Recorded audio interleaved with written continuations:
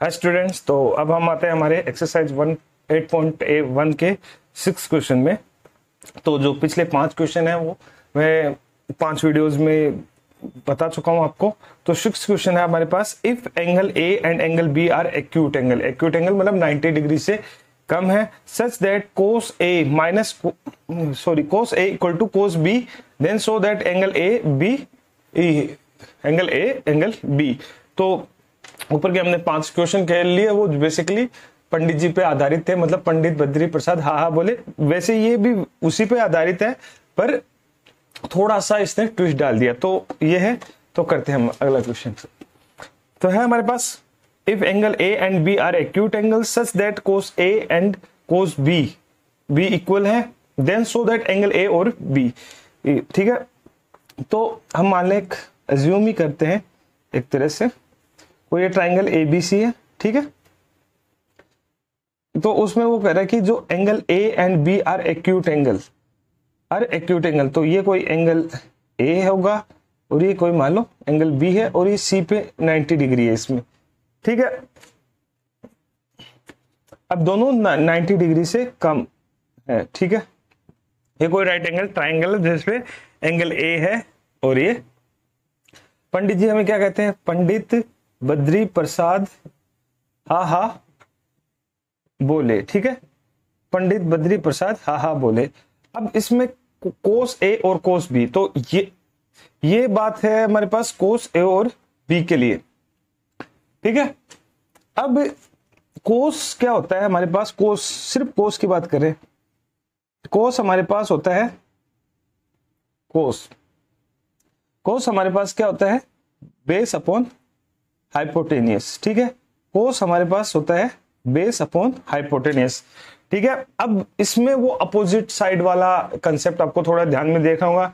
जो एंगल है उसके जो अपोजिट साइड होता है वो परपेंडिकुलर होता है, जो एडजेस्टेंट साइड मतलब सेम साइड होता है वो बेस होता है, और हाइपोटेनियस जो लॉन्गेस्ट साइड होती है वो बेस होता है, ठीक है। अब इसमें हम देखते हैं कि कोस, तो अब ये बोल रहा है कोस ए एंड कोस बी, ये एंगल ए और ये बी, ठीक है।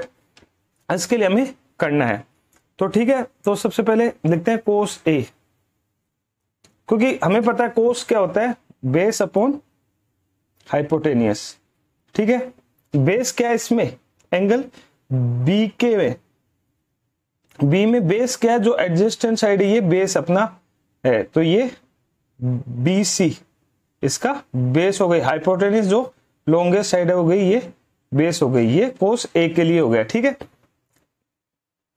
ठीक है। इसी तरह इसमें हम कह सकते हैं कि इसमें जो परपेंडिकुलर है वो है ए सी, ठीक है। बेस है इसमें वो है बी सी, और हाइपोटेनियस है इसमें ए बी, ठीक है। ये एंगल ए के लिए है, ठीक है, थोड़ा समझाने के लिए।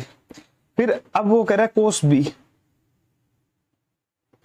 कोस के लिए तो वही बेस अपॉन हाइपोटेनियस, पर यहां पे बेस अलग होगा और हाइपोटेनियस अलग होगा, ठीक है।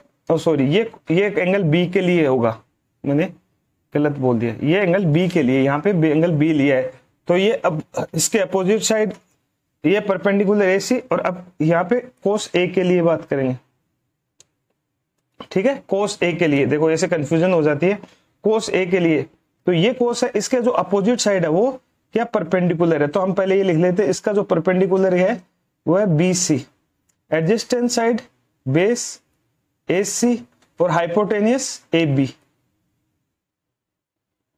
ठीक है। ये एंगल बी के लिए था और ये एंगल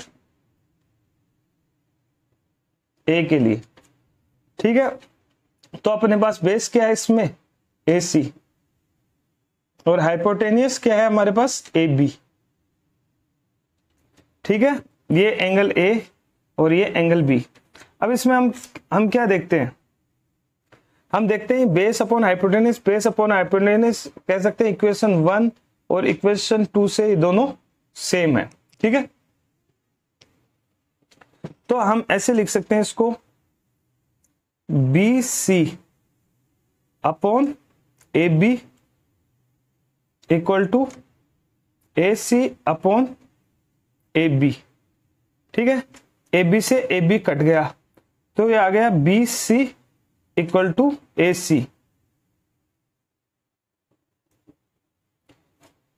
अब बी सी और ए सी, तो बी सी, बी और सी के अपोजिट एंगल कौन सा है, ए, एंगल ए, और ए सी के अपोजिट एंगल कौन सा है, ये ए सी, इसके अपोजिट एंगल कौन सा है, ये, ठीक है। तो ये हो गया एंगल बी, ठीक है,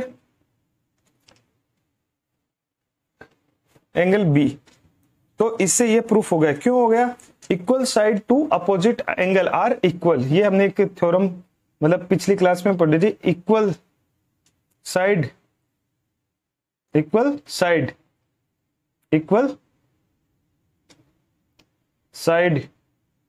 to opposite angle are equal, ठीक है। ये एक थ्योरम से हम हो गया। तो यहां से एंगल ए एंगल बी इसके बराबर हो गया, ये हमने प्रूफ कर दिया। तो आप फिर से सॉल्यूशन दे सकते हैं। यहाँ मैंने थोड़े से वीडियो की शुरुआत में यहाँ मैंने एंगल ए लिख दिया क्योंकि मैं इसको ए मान लिया, तो थोड़ी कंफ्यूजन होगी, पर ये एंगल बी के लिए था, ये एंगल बी के लिए था। एंगल ए के लिए पंडित जी से हम एक तरह से क्वेश्चन सोल्व कराएंगे, ठीक है। आपको ये एडजस्टेंट और अपोजिट एंगल्स की जो कंसेप्ट है इसमें थोड़ा आप प्रैक्टिस करोगे तो कंफ्यूज नहीं होगे कि जो हम एंगल लेते हैं जो उसके अपोजिट साइड होता है वो उसका परपेंडिकुलर होता है, जो एडजस्टेंट साइड होता है वो उसका बेस होता है। ये चीज बहुत बार कंफ्यूज कर देती है स्टूडेंट्स को। अभी मैं खुद कंफ्यूज हो गया, मैं यहाँ कुछ और ले रहा था, कुछ और लिख रहा था, तो इस चीज का आपको ध्यान रखना। तो ये सॉल्यूशन था। तो नेक्स्ट क्वेश्चन करेंगे हम अपने अगले वीडियो में, क्वेश्चन नंबर 7।